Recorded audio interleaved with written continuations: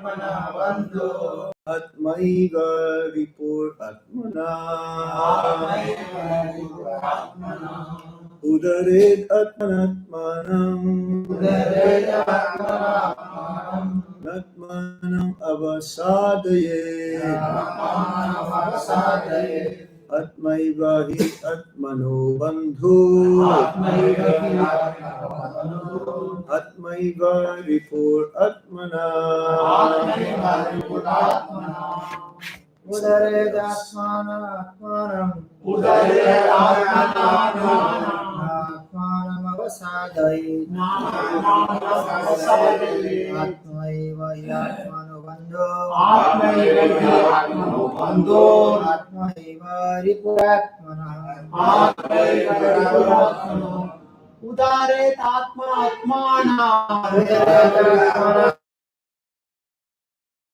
Atmanatmanam Avasadaye Atmano Bandhu Atmaiva Ripur Atmana Mataji's Udaret Atmanatmanam Udaret Atmanatmanam Atmanam Avasadaye Atmaiva Hi Atmano Bandhu Atmana. What fourth meaning? Udaret. One must deliver. Atmana. By the mind. Atmanam. The conditioned soul. Na. Never. Atmana. Atma. Mind. Eva. Certainly. He. Indeed. Atmana. Of the conditioned soul. Bandhu. Friend. Atma. Mind. Eva. Certainly. Ripu. Atmana. Conditioned soul. One must deliver himself with the help of his mind and not degrade himself. The mind is the friend of the conditioned soul and his enemy as well. Everybody please repeat. One must deliver himself. One must deliver himself With the help of his mind. with the help of his mind. And not degrade himself. Not degrade himself. The mind is the friend The mind is the friend of the conditioned soul of the conditioned soul and his enemy as well. and his enemy as well. It's very famous sloka that everyone knows practically. Purport by Srila Prabhupada. The word Atma denotes body, mind, and soul, depending upon different circumstances. In the yoga system, the mind and the conditioned soul are especially important. Since the mind is a central point of yoga practice, Atma refers here to the mind. The purpose of the yoga system is to control the mind and to draw it away from attachment to sense objects. It is stressed the mind must be so trained that it can deliver the conditioned soul from the mire of nescience. In material existence, one is subjected to the influence of the mind and the senses. In fact, the pure soul is entangled in the material world because the mind is involved with the false ego, which desires to lord it over material nature. Therefore, the mind should be trained so that it will not be attracted by the glitter of material nature, and in this way the conditioned soul may be saved. One should not degrade oneself by attraction to sense objects. The more one is attracted by sense objects, the more one becomes entangled in material existence. The best way to disentangle oneself is to always engage the mind in Krishna consciousness. The word he is used for emphasizing this point. That is, that one must do this. It is also said, Mana eva manusyanang karanang vanda mukshayo bandaya visaya sanggo mukyai ni vi nirvishayang mana. For man, mind is the cause of bondage, and mind is the cause of liberation. The mind absorbed in sense objects is the cause of bondage, and mind detached from sense objects is the cause of liberation. Amrita Bindu Upanishad number 2. Therefore, the mind which is always engaged in Krishna consciousness is Udaret at manatmanang natmanam ava shadaye at maivahi at manobandur at maiva ripur atmana.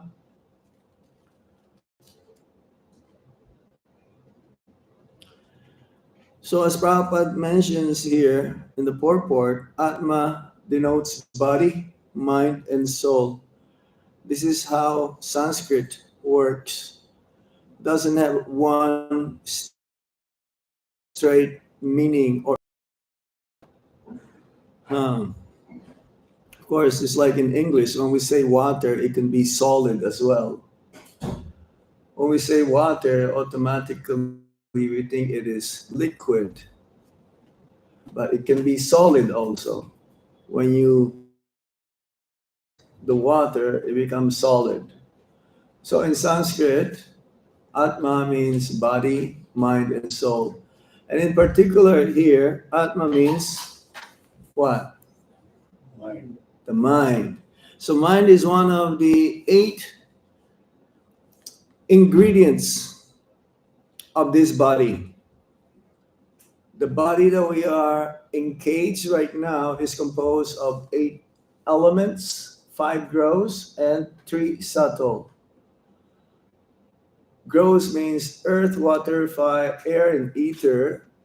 And then subtle means mind, intelligence, and ego. That means when one says, "Oh, Prabhu, he's in a bodily concept of life," it's the same as he's in the mental platform. When we say he's in the mental platform, that means he identifies his body, the mind. It is the mind who's identifying the body as a self.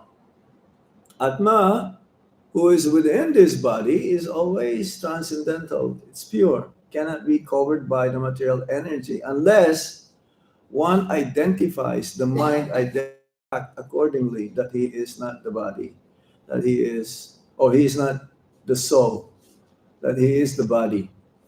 So, as mentions here, Prabhupada says the first symptom of the one who is on the transcendental platform or in the pursuit of spiritual life is that one must control his mind.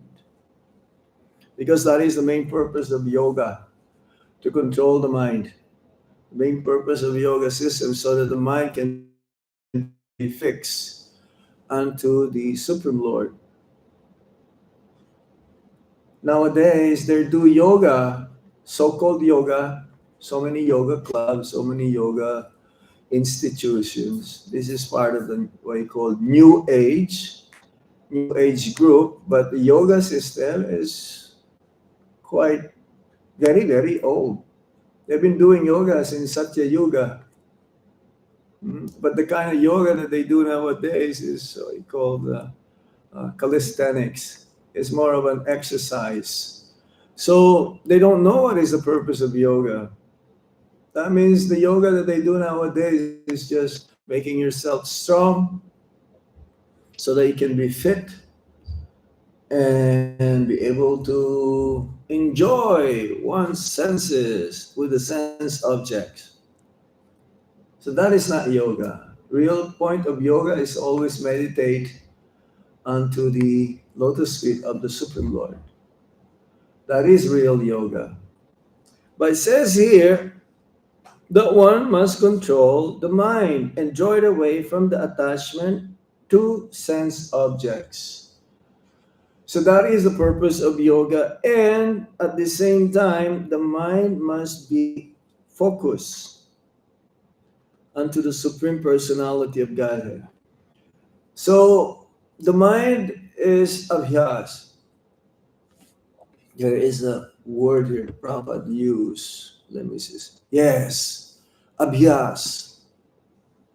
Because the mind must be constantly engaged in remembering me, Krishna, according to the Bhagavad Gita, chapter 8, text 8. Undeviated from the path, he, O Partha, is sure to reach me. So, our goal is to reach the transcendental abode of the Supreme Lord in the spiritual world by this practice that the mind is always thinking of Krishna. I believe I mentioned this in our last meeting that in the Bhagavad Gita, this Manmana Bhavavan Bhakto verse is mentioned twice. One in the ninth chapter and one in the 18th chapter. So how is it that Lord Krishna emphasized this? Prabhupada says it's not possible to control the mind. The mind is always thinking of something. The difference between a person who controls the mind and who doesn't control the mind is that if he controls the mind, that means he's thinking of Krishna. And if one is not able to control the mind, that means he's thinking of material things. And if one is thinking of Krishna, then he is properly situated in the transcendental platform. He's always happy. And the person who's always thinking of material things, he is unhappy. He is disturbed. So the mind, according to this verse, should be controlled. And that person who controls the mind, the controller of the mind, is called Goswami. That means master of the senses. Like Swami and Goswami is the same. Go means senses and Swami means master. So those who are in the renounced order of life is supposed to be meant to control one's mind. Otherwise, if one's mind is not controlled, then he is not Swami or Goswami. A Grihastha also can be a Swami. A Grihastha also can be a Goswami if he controls his mind. So the purpose is first, the false ego should be curtailed. The false ego means again, I'm this body. I am the master of all I survey. But this is not the real ego. The real ego means I am his servant, the Supreme Lord's servant, Krishna's servant. And I'm meant to serve and please the Supreme Lord. I am to be enjoyed, and he is the supreme enjoyer. So before we can go to the transcendental platform, we have to come to that level. And by sharpening our intelligence by the knowledge coming from Guru, Sadhu, and Sastra, we'll be able to realize that. Then we will be able to be on top because there is a sequence: the senses, the mind, intelligence, and the ego. So we have to understand and fully realize that we are not this body, but then we have to sharpen our intelligence. That's why we read Bhagavad Gita every day. That's why we hear Shrimad Bhagavatam every day. That's why we chant the holy name every day, utilizing our senses in purifying ourselves. So the mind can be our best friend, it says here. Atmano Bandur, a friend, Bandur. Atmana Bandur, or it can be Atmana Ripu, our worst. The mind can be our best friend, or mind can be our worst enemy. It depends. This is the nature of the mind. Chanchala. Chanchala Mana Krishna. So Prabhupada says there's no way that we'll be able to control the mind. The mind can only be controlled if we think of Krishna. That means an uncontrolled mind is our worst enemy. That can lead us to the cycle of repeated birth and death again and again and again. If the mind is strong, if the mind cannot be swayed by the meditating on the sense objects by the senses, then the mind is our best friend. If it is uncontrolled, one cannot be happy. That's why it says, when the senses is fully under control, the mind becomes peaceful. And when the mind is peaceful, then he is in the happiness platform. Happy. You cannot be happy if your mind is jumping here and there like a monkey. Hmm? The monkeys, be, they can be steady if you give them something to eat. Yeah? But if they're really hungry and there's nothing to eat, can you see them stationary? No, they're always like, they will grab your chashma so that they will exchange it for some fruity, or they will grab your bead bag. In Loy Bazaar, they grab bead bags now. Yeah, or cell phones. Yeah, I was walking there one day. I know that if I wear my eyeglasses, someone, even from behind, you don't see them. They're just watching. They look like a saint. They're so quiet, right? But suddenly they will grab. So I thought, okay, I will take off my eyeglasses and I will just hold it. And still they grabbed from my hand. So the mind is like this. If it focuses on a certain object, it can dwell on that for such a long time. So, what is the proper dwelling place that the mind will be satisfied? Thinking of new, always looking for new. Hmm? There was a song like that I've heard when I was a young boy in the Philippines. Whenever we see something new, I want to have it. Even though I don't need it. It's like if you watch television, I'm sure you're not watching television nowadays, but before, in television, the commercials, they will show you that there is a good use for this, so you should buy it. But because you're attracted to how it was delivered, you may not need it, but you will buy it. And you will buy stock and stock or stocks and stocks of it. There was the wife of the former president. I gave this example again. The wife of the former president of the Philippines, Marcos. And she had over 7,000 pairs of shoes. How are you gonna wear all of those? Even if you wear one per day, how many years? 18 years to complete. Maybe you'll die even before that 18 year you. So the mind always like this is, you may say, greedy. So we should be greedy for Krishna.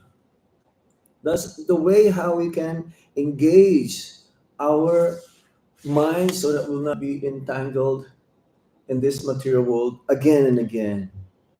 So it involves such intelligence in order to get out of the cycle of repeated birth and death. And one should not degrade oneself by attraction to sense objects. That is the goal. It says here, the mind always goes out of control if you dwell or you meditate through the sense objects. So if we've heard, oh, he's out of control. It means the mind is out of control. Yes? So thinking of Krishna, but instead our mind is thinking of something else. So that is the nature of this world. In the spiritual world, they don't think of anything else except the Supreme Lord. But in the material world, because we are conditioned, so we think of of something else besides Krishna. So this is the purpose of yoga practice, to meditate upon the Supreme Personality of Godhead. So it says here, so we have to catch the mind.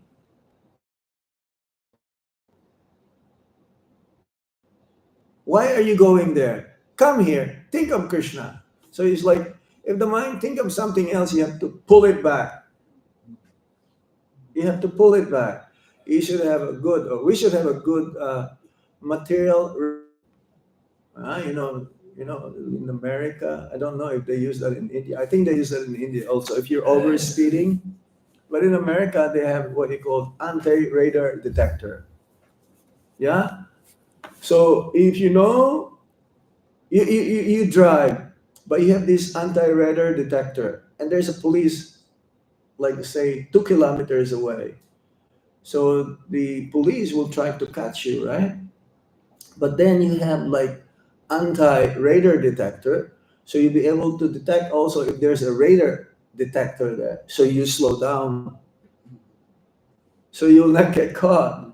So similarly, we should have this anti-material radar detector, so that if the material objects our senses will be caught by these different sense objects, we should be able to detect, oh, no, no, no, no. Pull it back immediately. Because as long as we have this conditioned platform, as long as we're in the conditioned platform, as long as we are in the bodily platform, there is every chance that we can get trapped, we can get caught. So we have to be very extra careful. And that's why we have to always keep in our mind the instructions from the Bhagavad Gita. That's why we have to keep on our mind from the messages coming from the spiritual master and the sadhus, the holy men, guru, sadhu, and sastra. So in this way, we'll be protected and will not be entangled again and again into the material existence. It seems to be very simple, isn't it? Huh? What's that? Material, spiritual life is difficult, but it is possible. Material life is also difficult, but it is impossible. No way, no one can be satisfied in the material world. And it's more difficult to make plans how to be happy materially. To make plans how to be happy spiritually, it is also difficult. But at the same time, it is easy if we put our attention into it. If we if we put that as our priority, isn't it? Some they say, "Oh no, you're doing yoga, you're doing bhakti yoga, you're chanting. That is very difficult. I cannot do that. I cannot give up my sense pleasures. I cannot give up eating meat." They cannot imagine us not eating meat. No coffee, no chai, hmm? No intoxication, no gambling. Gambling is more addictive than intoxication. You're already losing in gambling and you still want to win, and you will even sell everything. I know somebody like that. You're already winning, you're already in the top. Let's say you already like tripled your money, but you're a very compulsive gambler and you want to double that more, but you ended up losing everything and you ended up, pawning, go to the pawn shop. It's more difficult to give up than the intoxication. Gambling is worse than intoxication. Illicit sex, that is also difficult to give up, but it is possible. But the false sense of proprietorship or the false sense of being the master is the most difficult thing to give up. The Mayavadis, they can give up wealth, okay? Some of them, they will not even touch material things. They're very austere. Mhm. They may not have any connection with women, but to have their position be taken away, that they cannot give up. That is a false ego again. So, how can he be peaceful? How can he be happy? Uh, I believe it's Raghunath Das Goswami. Huh? The title of the book is Vaishnav K. What kind of mind you are? Um, in that book, the if I'm not mistaken, yeah, it's by Raghunath Das Goswami. The book is like preaching to the mind. Let me see again here. I can get that. I want because it's been a while. I have this book. Uh, I have not read it fully, but okay. hmm Let me see. Even Prabhupada says there was one disciple. He was chanting near that Krishna Balaram tree. They used to have a Krishna Balaram tree. Now left the body in the parikrama mark in that corner of the Russian near the Russian building. There's a devotee, a disciple, who went there for chanting. Prabhupada says, do you think you will see Krishna there? Chanting alone. You should chant with the devotees because when we chant with the devotees, our mind is a little bit more under control. But if you are not fully having the mind under control and you chant in a solitary place, um, there's only the battle between the mind and yourself. And usually, if our mind is not fully under control and still material desires is hovering here and there, we will be defeated by the mind. And we will end it up sleeping. Hare Krishna. Where is that? I cannot find it now. Ah.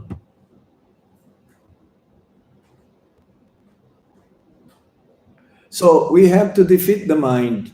And there is no way of defeating the mind, even though it is material, but the living entities can be under the jurisdiction of Maya if the mind is uncontrolled. So we can control the mind only by thinking of Krishna. For the mind is the cause of bondage, and the mind is the cause of liberation. Mind absorbed in sense object is the cause of bondage. Bondage means becoming more and more entangled in the material world. And the mind detached from sense objects is the cause of liberation. So the mind should always engage in Krishna consciousness. That's why Prabhupada gave us many ways how the mind can be engaged. Many activities. There'll be prasadam distribution. It's like we have new bhaktas, two new bhaktas. Now they're being engaged in Food for Life program. Now if we say, oh no, that is very simple. I don't do that. Okay, we have book distribution. Okay, that's the best way how to be focused also. Remember in the early days when we used to distribute books, our meditation is always on the Paramatma. We're always praying to Paramatma within the heart of each and every person that we are meant to stop. Please inspire this person to take a book. And before we go out, we will also read and we will chant even before Mangal Artik. Hmm? So that we'll become so alert and so Krishna conscious. Because usually, and not just usually, Prabhupada says the books are being distributed because of the enthusiasm of my devotees, of my disciples. Because there was a story whereby they put Prabhupada's books in a bookshop in Mumbai and it was not moving. But when the devotees, this story given by our Guru Maharaj, because he was part of the BBT in India, but then when the devotees started distributing them, books are going out. And we're so absorbed the whole day practically in Krishna consciousness when we distribute Srila Prabhupada's books. So deity worship also, our mind can be absorbed the whole day. What shall I cook for Krishna, for lunch, for breakfast, for dinner? What kind of clothes shall I offer to the Lord tomorrow? What kind of different jewelries and ornaments? See, you're meditating like you're preparing yourself for your service. This is Krishna consciousness. Even just thinking or what to say of while you are already decorating the Lord, or while already you're cooking and while you are offering everything. So it is easier to think of Krishna than to think of Maya. Am I correct? Easier. We just have to be focused. What is my priority? What is it? What is it? What is my goal? All I want to serve the Supreme Lord and attain a platform whereby I will be a devotee someday. Because right now we're just trying to become a devotee. Maybe some of you already reached that platform.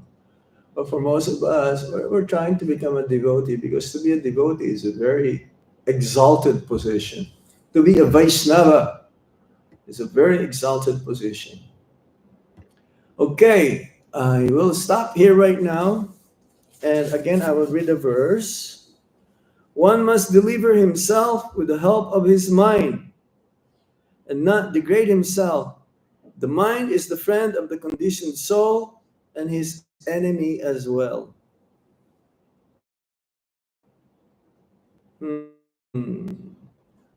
The glitter of the material nature will capture us if we're not focused onto the lotus feet of Lord Krishna. Any questions? Any comments? Yes? How can you focus your mind and you're working? Doesn't have any relation to Krishna consciousness. You're a factory worker. If you are able to, maybe you can hear to your recorded lectures of Srila Prabhupada, like an MP3 player or something. You used to have MP3 player, now you have smartphones and you have your earbuds. You meditate on that the whole day. Or you meditate on Lord Krishna's lotus feet. How beautiful, how soothing, how effulgent, how they're giving shelter to everyone. We just meditate on that. Then that is Krishna consciousness. So it is possible. If you're in factory, one is Krishna conscious and the other one is not Krishna conscious. Both of them doing the same thing. Let's say hammering or putting the screws or something. The other one is thinking of material desires. How can I attain that? I will be able to I will do everything to attain this material object But the other person is doing the same thing, but is thinking of Krishna. This is the difference. Krishna consciousness means your consciousness, a change of heart, a change of consciousness. You're doing the same thing, but you're more satisfied. You're more happy. Real happiness. Yeah? And then when the salary comes, the checks, the person who's always thinking of material desires, he will put that in the down payment immediately. He'll put that in down payment, or he will save it in the bank so that when it accumulates, he'll be able to buy. But the devotee is thinking, okay, I'm going to do bhoga shopping for Krishna. What to offer to Krishna? What to buy new outfit for Krishna? It's different. Do you follow? Yeah. But mind is your friend and mind is enemy. That,